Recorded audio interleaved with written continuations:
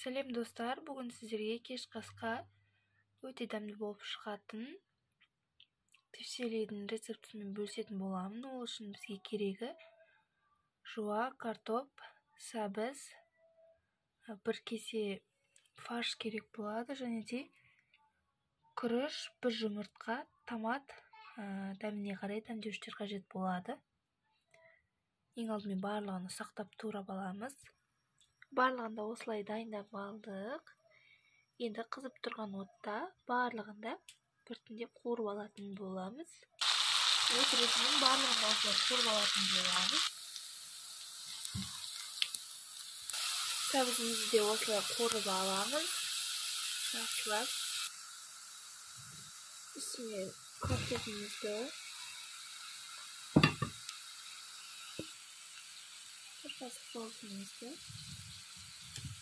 бір қасық тұзымызды саламыз. Барлығын жақсылап қуырып болған соң томатымызды салып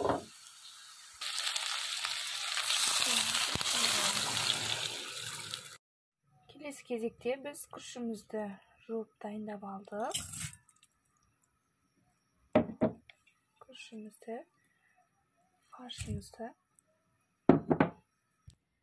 Бізде фарш көп болып кеткен сияқты, сол себептен кішкене алдым. Жұмыртқамызды дәміне қарай тұз қосамыз.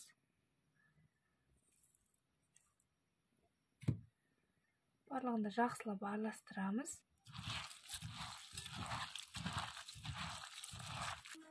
Осылай дайындап алдық. Енді сорпамыз қайнаған кезде салатын боламыз. Мінекей достар, бізде осылай дайын болып қалды. Мінекей достар, нәтижесінде осындай керемет тағам дайын болды. Міндетті түрде жасап көріңіз.